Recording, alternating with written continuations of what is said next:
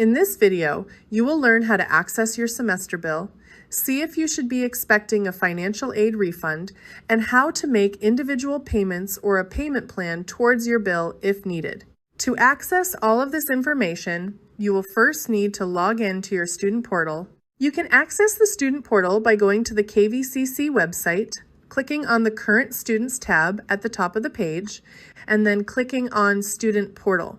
You will need to sign in with your main CC login information. Once you are signed in, using the menu options on the left side of the portal, click on the My Finances tab and then select Payments, E-Refunds, Payment Plans. On this page, you should see the option to choose which college you want to access billing information for. Select the KVCC Payments, E-Refunds, Payment Plans link. You will then be redirected to a website called TouchNet, which is where all of your billing information can be found. Note that the website can take a while to load initially. Once it loads, if this is your first time signing in to TouchNet, you will be prompted to answer a series of questions regarding FERPA permissions and your preferred method of contact. You can skip these questions initially, but it is recommended that you answer these once you have the chance to do so. After that, you will see a page that looks like this. To view your bill for the semester, click on View Activity. This will bring up a list of all of your semesters at KVCC, past and present. Click on the current drop-down button for the semester you wish to view, and you will see a screen that looks like this. This has a list of all of your charges for the semester, including tuition, fees, and course packs. If you are not seeing any information on this page, bills may not have been generated for the semester yet. Check back closer to the start of the semester, and you should see your bill then.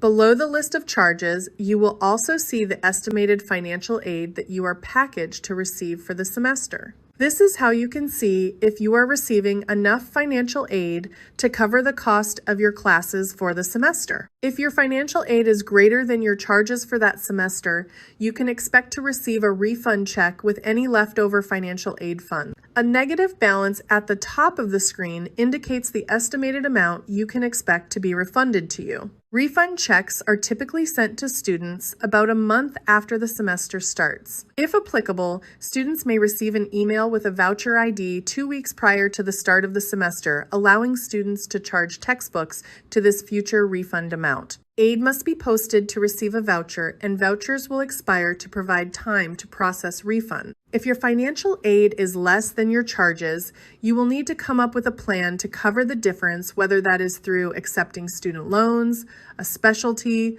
employer program, or paying out of pocket. Note that the estimated financial aid amount is just that, an estimate. If the number of classes that you are in changes, or the financial aid office has to update your financial aid award for any reason, the amount here could change. Both pending charges and estimated financial aid are typically updated if needed after the add drop period is over to ensure that your charges and aid reflect your current registration. Note that if you see Maine Free College funds in your estimated financial aid, this is just an estimate that will be adjusted after the add drop period. What Maine Free College covers varies depending on your graduation year.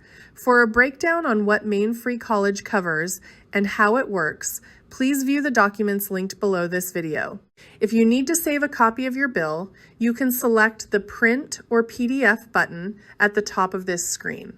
Now that you know what your bill for the semester looks like, if you know that you are not receiving enough or any financial aid and plan to pay out of pocket for your bill, let's review how to do that. Go back to the homepage of TouchNet that looks like this. Then select the Make Payment button to make a one-time payment. You will then be brought to this screen for account payment. When you are on this screen, it is very important to make sure that you are making a payment towards the correct semester that you owe a balance towards.